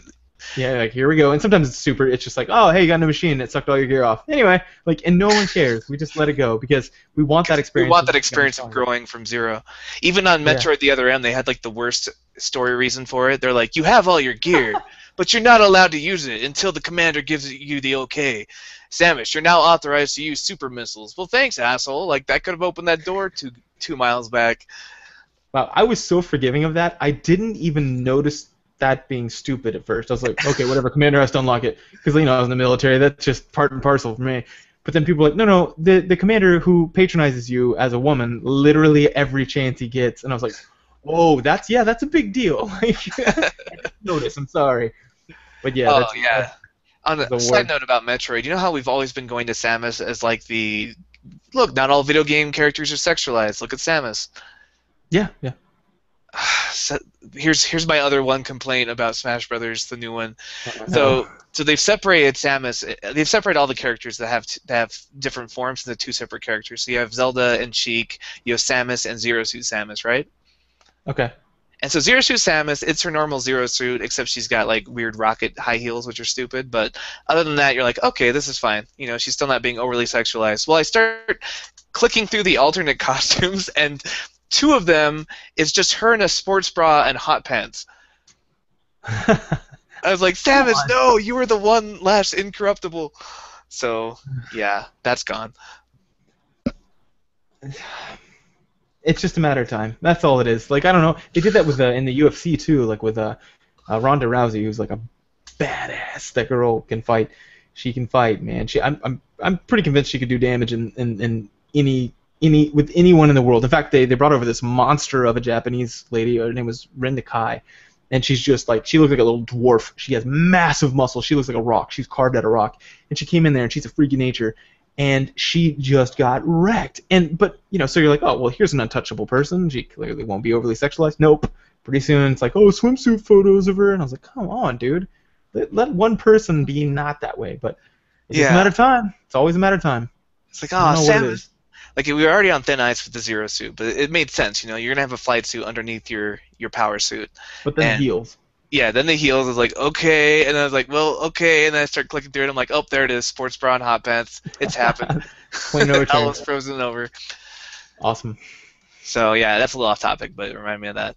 But yeah, that's interesting. The new game plus, I really feel like you have to have one or the other. You have to have either something novel storytelling wise or something novel like leveling up mechanics wise to keep me interested. Yeah. Yeah, me as well. Or what happened? Okay, I can't. Or there's an example in this game that. Yeah, but that's like a novel storytelling thing. You're adding to the narrative of the story. Yeah, we'll say that. Yeah. In ways that will become clear once you guys play. Yeah. So give it a shot. It only takes a couple hours, and I think it's well worth your time. If you're at all interested in Stanley Parable, put that shit down and go play this game because it's that, but for people. And if you're at all interested in either of what Jeremiah and I specialize in, like psychology or literary theory, like this game really touches on both, so you'll have something for you. Yeah, I feel like this is the paragon of both. So it's well done. Yeah, go on there. Is there a voting thing on there? I didn't even look because we closed down the browser because we were driving after that. Well, yeah, you can become a judge. A judge. To judge the games. So you have to read the rules for judges, and then there's a place you can vote. There's a ballot.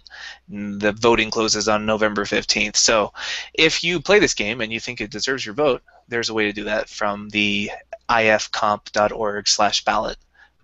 Unless you think it deserves a bad vote, then don't bother. You got better things to do. Yeah, I'm looking at you, random person who gave us a 1-star iTunes review.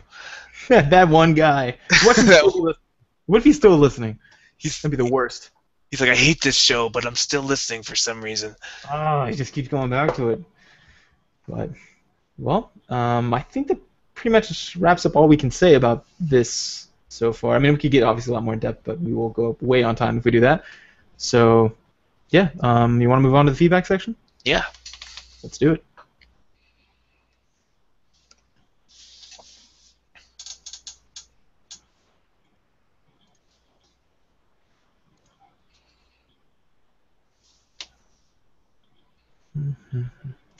All right, this is the feedback section where we talk about our interactions with the community. So first, iTunes review. We got an iTunes review. Yay! Yes. Exciting stuff. It is long, so I guess I'll just read it. Yeah. So the title is Great Discussion Topics, 5 stars. Awesome. By Jizza1, I think. JZA, isn't that the rapper from Wu-Tang Clan? It could be JZA1, yeah. I don't know what it is. It's all one word. I think it's JZ and he likes barbecue sauce. JZA1, a fan of the steak sauce. So what he says is, a couple of months ago, I tried leaving this podcast a 5-star review, and when I left it, there was only one other review in the iTunes listing. Well, he must have went to the wrong one. Yeah, there's a lot of Game Theory podcasts, and for some reason, we're still like the 4th one to show up, even though we're the only active one. That's the worst. But anyway, thank you, so Apple. Apparently, he went to one of the wrong ones. He says, my review didn't show up for some reason, but it was the same podcast logo and everything. You must have looked at an episode or something. Now I'm looking at the other reviews that had been there for more than a year, and I'm extremely puzzled. Anyways, I'm really liking the discussion topic these guys are bringing up. I feel that the gaming podcast selection on iTunes is saturated with podcasts that only cover mostly gaming journalism type stories and releases and reviews. And only once in a while we'll actually have segments discussing games or specific aspects of certain games or genres. However, David and Jeremiah try to come up with some more of these quote-unquote feature-type segments that are more thought-provoking discussion as opposed to gaming news, which is a great accompaniment if you're already receiving gaming news from other sources. The intellectual level of this topic discussed is perfectly on the cusp of more than casual, but not too rigorous that it becomes obtuse or hard to follow when listening in traffic. They also seem to do a good job in covering PC, console, and Nintendo topics equally. I like how they don't seem to favor any one gaming medium in particular. One of the few downsides to this podcast is really just the fact that I wish more topics and more games could be covered, but it's understandable given that they only have a finite amount of personal time to play, so they only cover games that they actually have played and liked. I'd love it if a podcast like this had an actual staff of writers to cover even more games and topics. The only other thing I would like to improve about this podcast is that they should probably do more on-the-fly research with Google or Wikipedia when they're talking about certain games or franchises, because there are a few minor instances where they recall games points incorrectly or confuse characters. If a game would want to listen to a podcast like this, odds are you'd be able to spot rather. Sorry. Also, wanted to note that they do seem to be engaged with their listeners, continually mentioning their Facebook group, and they've also responded to me on Twitter a few times. This is great, and something that you won't always get with some of the podcasts on more popular gaming websites. Well, I'm glad we're not a popular gaming website. No, yeah, that's good. That's what we're aiming for, is to be like right on the cusp of intellectual without being so obtuse that you get into a car accident. So that's nice. Yeah. Well, and there seems to be like this. There's a funny gap before like the popularization of science, and it was like you've got this heady academia, white tower crap that we write to each other, which we criticize ourselves about the fact that like, we don't. Where you make up your own vocabulary and you have this kind of pedantic, like almost masturbatory use of jargon. It is, yeah, and like nobody reads these journals. They're academics. With all disseminated to the public, it's not. So we end up have to have these popularizers of science, like Neil deGrasse Tyson, or depending on whatever field you're in, you've got your own guy. Bill Nye. Or girl. Yeah, and doing this thing. Well, we were hoping to kind of plug that gap between we both were at least academics. We both done this academically and been published, and then now we would like to get that down to people who are smart enough to do this, but they just happen to have another job. You know, like that's like me. Like maybe I would be smart enough to be a medical doctor. I don't know, but I'm interested in those topics, so I listen to this podcast where they do just that. They talk about like some of the things that go on in your body. You know, where they're talking about like how come the flu has so many different forms and like ways to kill off mosquitoes, things like that. That like I'm interested in, but it's just not my field of study. So that's kind of where we're shooting for. Is we're trying to like get rid of all the jargon. It's a better way to like get the knowledge out there. Like my thesis, it sends you updates whenever somebody reads it. Like I've had 6 people in 3 years read that thing. 6 people. Like that's but with a podcast, if we just take it away from the jargon and the literary theory like words that we use, and like part of my thesis is in French, it's not very accessible. Whereas this one, we can actually bring it down to something people who are interested but don't have time to learn the language of academia, which is just this like, it almost feels like a secret handshake to keep people out of the club. It's not a good way to disseminate information. Yeah, exactly. It's a barrier to entry, really. I mean, there are people who are clever enough that could come up with new ideas if they didn't have to write a lit review before they did it. So, I think those kind of podcasts are awesome for me myself, because I may not be in a specific field, but I'm interested in it. Like, one was electrical engineering. I don't know anything about that, but I like to hear about how they kind of go at it whenever they can cut out all the jargon and just talk to me with regular language that I'm like, oh, okay, I'm not a complete idiot, so I can keep up with that. Whereas if they just started talking in their crazy PhD language, I wouldn't be able to understand that. So I like it. I like that kind of thing. So that's what we're shooting for, and that's so good to get that feedback that like we're not being too too jargon, too much academia. Like we talk to our advisors and stuff. Nobody talks like that, and you sound like an idiot when you walk out of the room. You know? Right. That's one of the big criticisms of academics is they ruin dinner party, because they're just too boring. And I'm like, that stuff's interesting. Why talk about it like that? Talk about it like a cool way. Like Carl Sagan talked about the most complex topic ever in a way that people could consume in their living room. That's awesome. Yeah, for sure. The guy was awesome. Now, as to our occasional mistakes, yeah, those will happen. The problem is Jeremiah's keyboard is so loud that any Googling he would do on the fly would just be distractingly clickety-clackety. Yeah. In fact, that's my keyboard. That was my keyboard.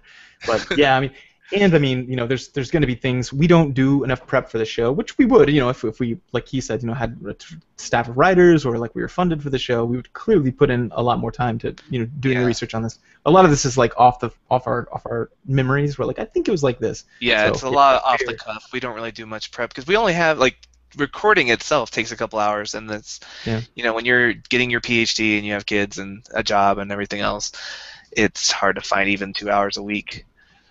Yeah, a lot of our gaming's had to slow down or stop in a lot of situations. So, yeah, we understand, but thank you for that criticism, and it's fair. It definitely happens. Yeah, it definitely would be a better show if we had funding.